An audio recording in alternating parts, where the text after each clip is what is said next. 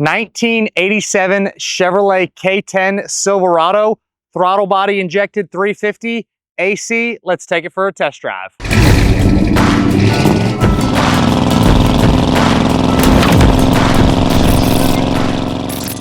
All right, so we have a really cool truck for you guys here today. This is a 1987 Chevrolet K10 Silverado, and it's just got a hell of a look to it. This one has a non-original 350.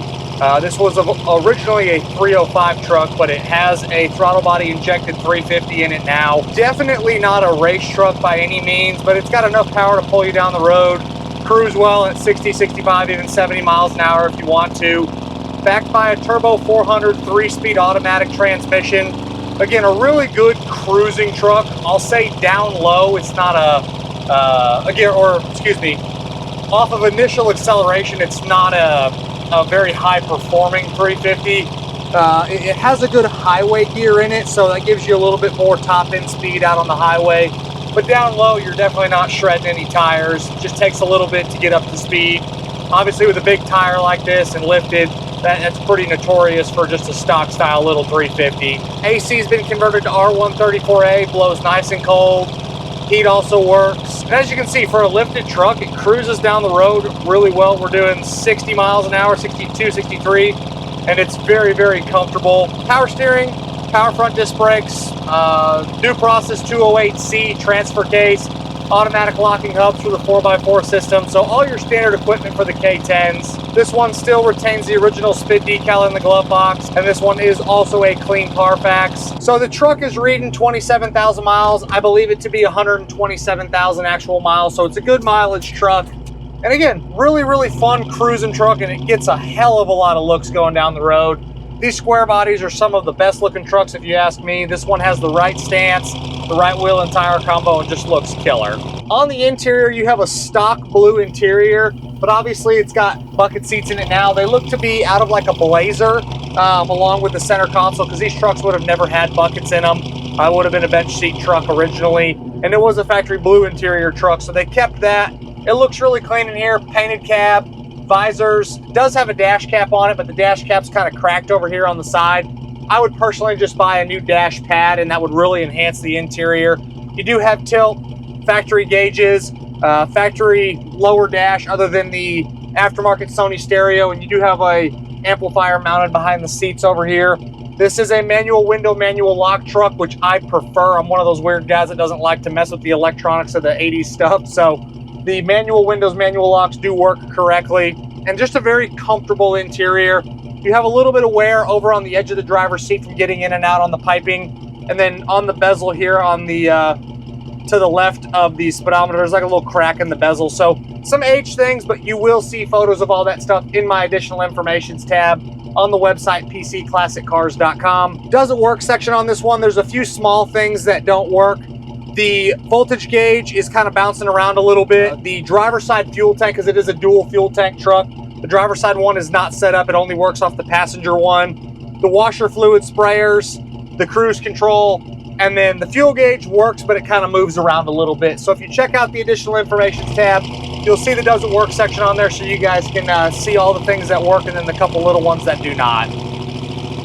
We'll roll into it here a little bit.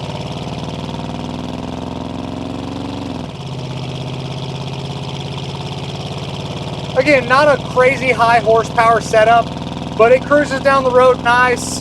Transmission shifts good, the exhaust sounds good. Underneath is very solid. Inner rockers, floors, cab corners, frame, everything's very clean. Bottom side of the bed looks good. No real rust problems of any kind. You have some surface corrosion, but you're gonna get that on any vehicle. Inside the bed's got a nice spray-in bed liner, shows well. You do have a sliding back glass. Really nice 35-inch BFG tires. On the exterior, it was a code, I believe 21, which is a light blue metallic. Now it's like a little bit of a darker shade than it would have been from the original color. But the paint quality is very nice. Has a couple very small little scuffs on the top of the cab, and then a couple other little miscellaneous imperfections around the truck. But overall, the quality of the paint and body are very nice. The doors open and close well. The trim looks good. The bumpers look good with minimal imperfections. Front grille looks basically brand new. This is a really good truck.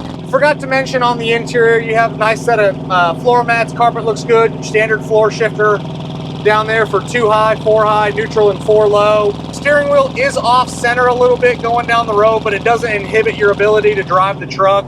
It's just the steering wheel probably needs to be clocked a little bit to make it 100% straight when you're going straight down the highway. Stops well for, again, a lifted truck, and it's got a 3-inch block in the back. I don't know exactly what the front setup is, but probably similar to the rear.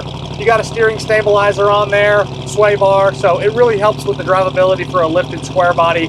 It is not a bear to drive. It is very comfortable going down the road. Suspension, again, we just talked about what's been done.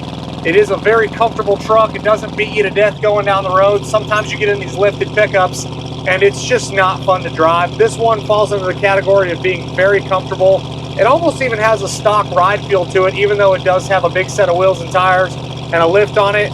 It still retains a comfortable road feel. It's nice and quiet in the cab. The wind noise is to a minimum. On the glass, windows roll up and down like they should. Again, they are manual. The vent windows open and close. They do seal up nice and tight, so that wind noise is limited. Windshield looks good. Sliding back glass doesn't have any problems. One thing to get a little bit more performance out of it, because it does have such a highway gear in the rear end, if someone wanted to, you could do a gear swap in the back, get a little bit lower of a gear in there to get more power out of the hole, but that's kind of to each their own. If you don't mind just taking a second to get up to 60, 65 miles an hour, it's fine for that application. But if you want a little bit more grunt, you could, one, do a bigger motor in it, or two, you could change the gear ratio out in the back, and that would help that out some. But I'm not really complaining about it. I'm used to driving lifted trucks that aren't super fast by any means. Really impressed on how well this thing drives. Just because, again, lifted trucks are just not notoriously the most comfortable setups, and this one performs well. Engine bay's real clean, nothing's out of place. Like I mentioned earlier, this was a 305 truck, has a throttle body injected 350 in it. If you're gonna buy a square body, if you ask me, 87 is the one to have, just because it's the only year of this body style and the only year that is throttle body injected or fuel injected, whatever you want to call it. Big fan of the blue on blue. Usually I don't like same interior, same exterior color unless it's black on black.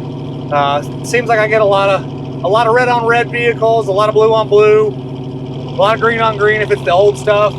This truck being blue on blue for being a square body, it looks really good. It's a very cool truck. I actually am a huge fan of the bucket seats. When I bought it, I didn't think I was gonna like it as much as I did, because I liked the stock aspect of most interiors. But having these bucket seats in here just kind of changes the driver's perspective. Having the center console is cool. I think it just kind of makes the truck a little bit more unique. And as you can see on the outside, it's just an awesome looking truck. Just to be able to wind it up just a little bit more, I'm gonna go ahead and manually shift through 1, 2, and 3 on this return trip so I can get into the RPMs just a little bit more before it shifts.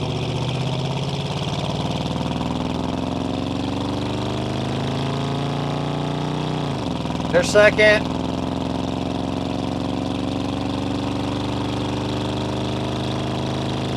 And then there's high gear. AC's nice and cold, super fun K10 to drive. As always, I'm Mike. This is a 1987 Chevrolet K10 Silverado with a 350 and cold AC. Check out the additional informations tab on the website, pcclassiccars.com, and I'll catch you guys on the next video. Thanks again for watching.